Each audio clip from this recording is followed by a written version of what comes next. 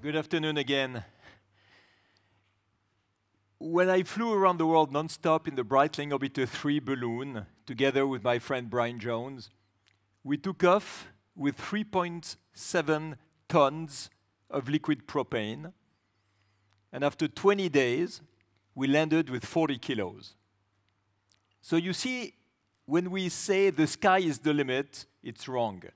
It's the fuel that is the limit.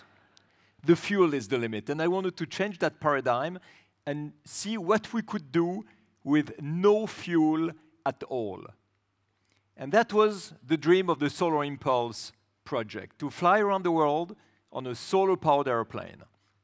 Can you imagine that the world of aviation told me that it was impossible? So I had to turn to someone who did not know it was impossible, which was a shipyard. And the first airplane to fly around the world with no fuel was built by a shipyard. It's a very important message. It proves that if you want innovation, if you want a complete revolution in the way of thinking, you have to get out of the system. You have to find people who see our reality with a completely other angle. And then you understand that the impossible is not in the reality. The impossible is only in the way that we are thinking. So today, when we speak about protecting the environment, saving the world, as Richard Weiss, my friend, was saying, what does it mean? Well, it means that for hundreds of years, exploration has tried to discover new places on Earth, even on other planets. Today, I believe that the role of exploration is to change the world, to shape it differently, to change the paradigms of thinking, and bring people to act in a completely other way. And this is the type of things I was thinking when I was flying across oceans with Solar Impulse. It's an airplane that can fly almost perpetually. And when I was flying there, you know, crossing the Atlantic from New York to Spain, that was 3 days and 3 nights alone in the cockpit. And I knew I did not really need to land. The only reason to land is when there is bad weather in front, and you have to wait, or to give the cockpit to my friend André Borschberg, because we promised that we would share this single-seat cockpit. Otherwise, no reason to land. It can fly forever. And I was looking at the sun, and I was thinking, that's my only source of energy. It runs my electrical engines. It charges batteries during the day, so I can fly at night. You fly at night on solar power, reach the next sunrise, and if you can make one cycle, you can make as many cycles as you want. And I was looking at my huge propellers turning next to me. There was no noise. There was no pollution. There was no fuel. And there's a moment, I promise, I was thinking, I'm in the future. This is science fiction. And actually, not at all. It's absolutely not science fiction. It's the present. It is what the technologies of today allow us to do today. And when you understand that, you see that it's the rest of the world that is in the past. The rest of the world is completely in the past. And this is why each landing with Solar Impulse was a nightmare. Can you imagine landing, opening the door, and what do you see? Combustion engines, badly insulated houses, outdated lighting, cooling, and heating systems, polluting ways to produce energy, wasted energy everywhere because of inefficiency, stupid grid compared to smart grid, old industrial processes. And this is causing most of the problems we have on biodiversity, on depletion of natural resources, on climate change, on pollution of air and water. This is what creates the problem. So very often you hear the ecologists who say it's our lifestyle that is destroying the planet. I believe it's much more the completely inefficient systems that we still use. We're very proud to have the latest smartphone, but actually everything else that we use in the energy infrastructure was invented in 1880.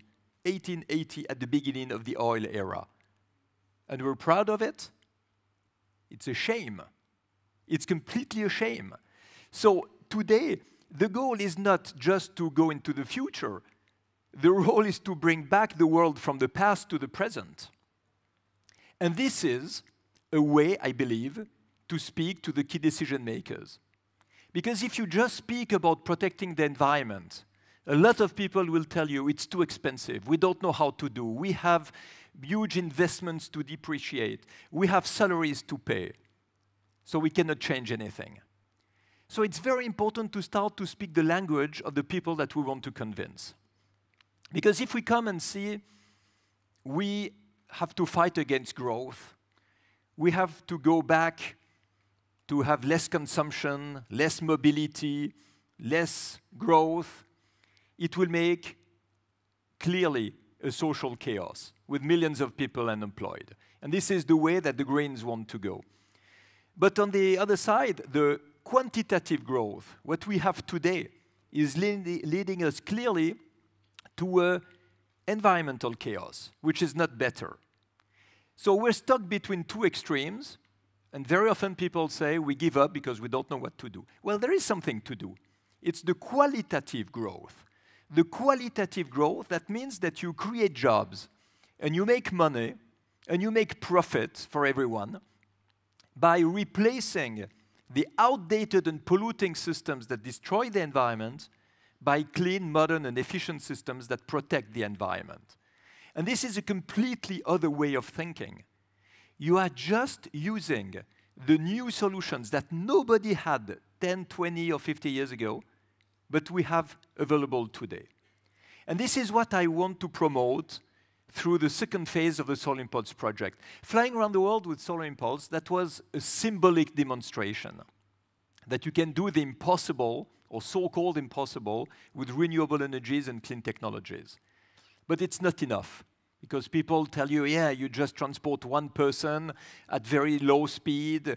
It's not practical for the world. Of course, it's not practical today for the world. But remember that when the Wright brothers flew in 1903, it was also not practical for the world. It was the same speed than Solar Impulse, only in good weather and single-seater like Solar Impulse. And 66 years later, there were 2 people on the moon. So you see that you should never say something is impossible. You have to be inspired by all the solutions that can solve the problem. So let's stop about speaking of the problems. You heard this problem enough today. Now, what are the solutions? And this is what we want to do. And this is the banner that we have put in front of the team. Really important to understand that a success like this one, when I landed in Abu Dhabi, everybody said, okay, it's the end of the adventure. Bertrand Piccard is going to have a baby blue. The story is finished. No, of course not. The story starts where the adventure ends.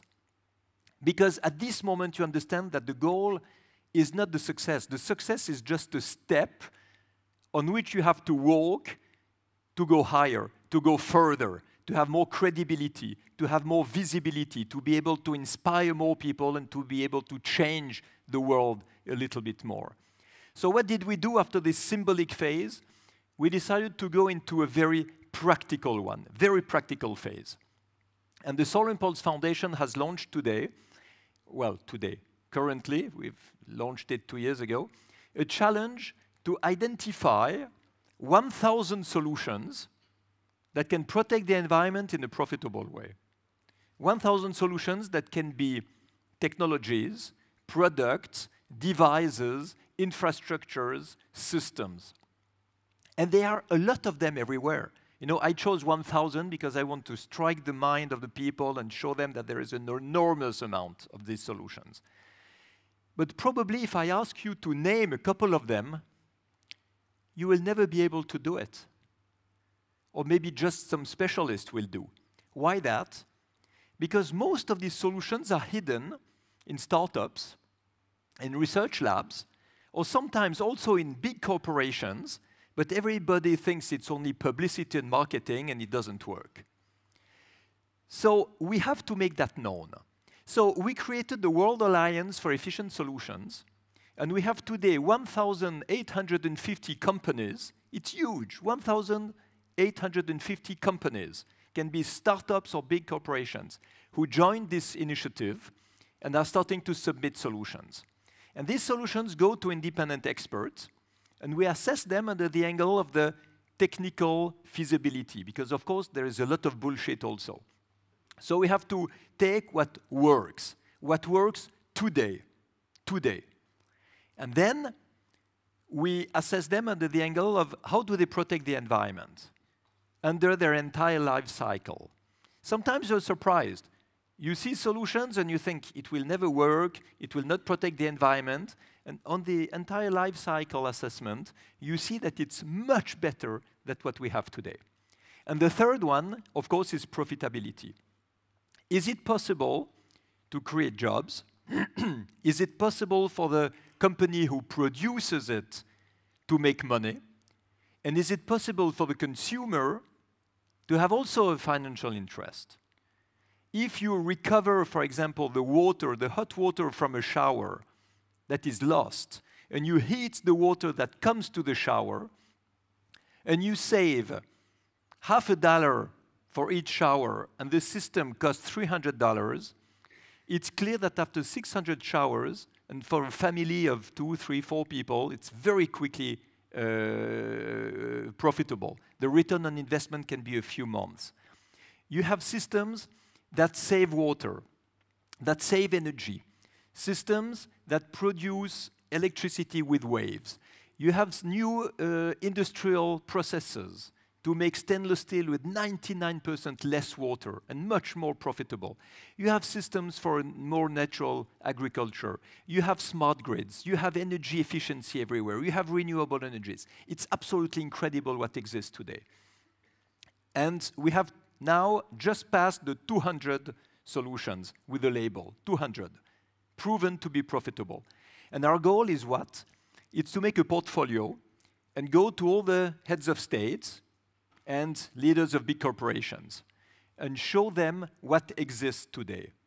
Because the big problem is that the legal framework is based on very old assumptions. If we show what is possible today, we can motivate enormously the key decision makers to change the legal framework and really to go into that direction. So you see, the goal is really to change the world. And explorers can do it. Because here we are exploring solutions. And this is fun. We're not exploring South Pole or North Pole. We're not exploring the moon. We are exploring the ingenuity, the smartness, the innovation, the creativity of humankind. And I tell you, it's enormous. So when you hear about the huge problems that we face today in terms of environment, which is a huge threat for the quality of life of human beings, you have to know that there are a lot of solutions. You have to know that what is lacking today is not the technology. It is the ambition of the decision makers to make it happen. This is what is lacking. We have today people who are exactly the opposite from explorers, who are leading the world. People who are lazy, people who are selfish, people who just have the short-term view, people who have no idea of all the potential, all the resources that humankind can find. They are not explorers. And this is the role that explorers have today. We need to identify all these solutions that can make life better on Earth, including human rights, gender equity, including health, including fighting poverty, better education, better governance, sustainability, renewable energies, protection of the environment. All this is a huge field of exploration. And this is where I believe we should all go. Because in this case, we will not be alone with our logo, our badge, or our flag. We'll be all together in humankind, and it's going to be really useful. Good luck to all. Thank you.